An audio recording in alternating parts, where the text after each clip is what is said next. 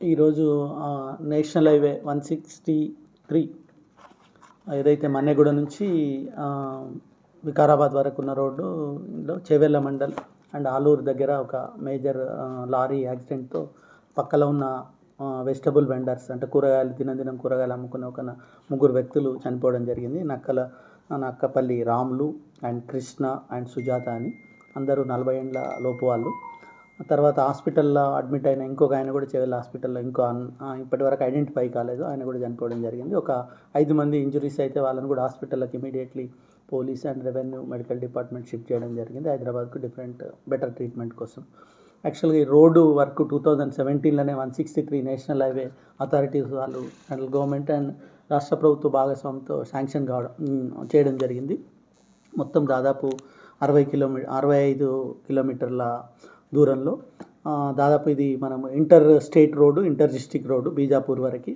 So Manneguda వరకు ఉన్నది land acquisition వరకు కూడా ఆర్ఎండ్బి national highway authorities and RDO Chevella and district collector complete చేయడం జరిగింది. ఇందులో 175 కోట్లకు గాను 135 కోట్లు ఆల్రెడీ పరిహారం కూడా దాదాపు 800 మందికి చెల్లించడం జరిగింది. 335 ఎకరాలు మొత్తం 20 విలేజ్లు కవర్ అవుతున్నాయి మనకు అప్పా జంక్షన్ నుంచి మన్నెగూడ వరకు.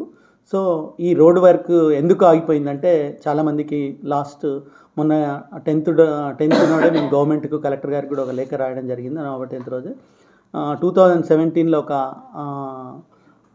తేజశ్రీ బాలాంత్రపు అనేట ఆయన 2021లో నేషనల్ గ్రీన్ ట్రిబ్యునల్కు వెళ్ళడం జరిగింది. మొత్తం ఈ రోడ్డు అటుపక్క ఇటుపక్క దాదాపు ఒక 1000 మర్రి చెట్లు ఉన్నాయి, ఇవి పోతే ఈ రోడ్డు వేస్తే అనేది ఆయన ప్లీ ఉంది. సో 2021 నుంచి కూడా రోడ్డు వేయకపోవడానికి కారణం ఏంటంటే national green tribunal status quo order విధించడంతో గవర్నమెంట్ స్టార్ట్ చేయలేకపోయింది. కానీ మళ్ళీ ఇదే ఎన్జిటి మొత్తం అన్ని పరిగణలోకి తీసుకున్న తర్వాత 2023 నవంబర్ 6 నాడు కేసును క్లోజ్ చేస్తూ కేంద్ర పర్యావరణ శాఖ నుంచి అనుమతి తీసుకొని క్లియరెన్స్ తీసుకొని రోడ్డు వేయండి అని సూచన ఇవ్వడం జరిగింది.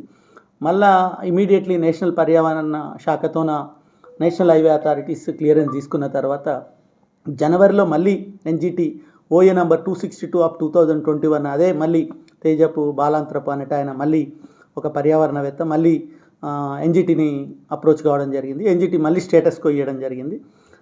దీని విషయంలో నేషనల్ హైవే అథారిటీస్ తర్వాత రాష్ట్ర ప్రభుత్వము ఆర్ఎండ్బి డిస్ట్రిక్ట్ కలెక్టర్ గారు ఆర్డీఓ అందరం పర్స్యూ చేస్తున్నాము. మొన్న